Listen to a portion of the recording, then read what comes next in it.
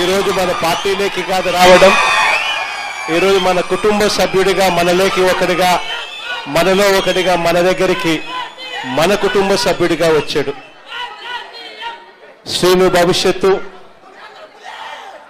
నా మీద నమ్మకం ఉంచి నా చేతుల్లో పెట్టాడు.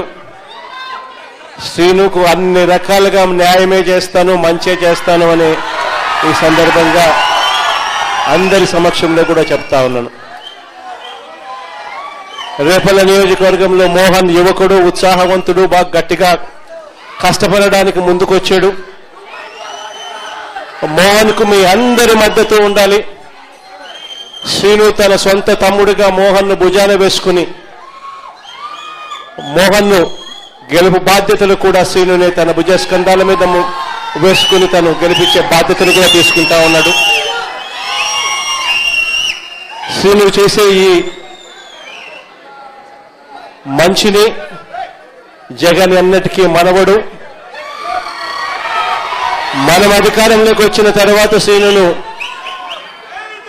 సంతోషపడే విధంగా అదే చట్టసభలో పక్కనే కుర్చీ వేసుకొని మళ్ళీ కూర్చోబెట్టే కార్యక్రమం జగన్ చేస్తాడని కూడా ఈ సందర్భంగా చెప్తా ఉన్నాడు.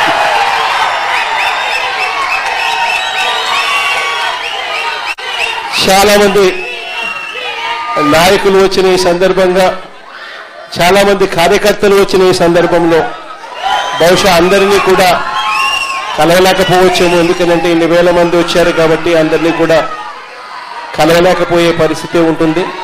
కానీ తర్వాత నేను సింగుకు చెప్తా ఉన్నాను, మోహన్కు చెప్తా ఉన్నాను, ఎప్పుడు అవకాశం ఉంటే అప్పుడు వీలైనంత ఎక్కువ మందిని నా దగ్గరికి తీసుకొని వచ్చి నాకు పరిచయం చేసే కార్యక్రమాలు ఖచ్చితంగా చేయండి అని కూడా చెప్తా ఉన్నాను. ఇప్పుడు కూడా మీ అందరి అభిమానానికి, మీ అందరూ నా మీద పెట్టుకున్న నమ్మకానికి, వైఎస్ఆర్ కాంగ్రెస్ పార్టీని గెలిపించాలి అని చెప్పి ఆరాట పడతా ఉన్న మీ అందరి తాపత్రయానికి మనస్ఫూర్తిగా వచ్చిన ప్రతి సోదరుడికి, ప్రతి అక్కకు, ప్రతి చెల్లెమ్మకు, ప్రతి పెద్ద ఆయనకు కూడా మనస్ఫూర్తిగా రెండు చేతులు జోడించి పేరు పేరున హృదయపూర్వకంగా నా కృతజ్ఞతలు కూడా తెలుపుకుంటా ఉన్నాను.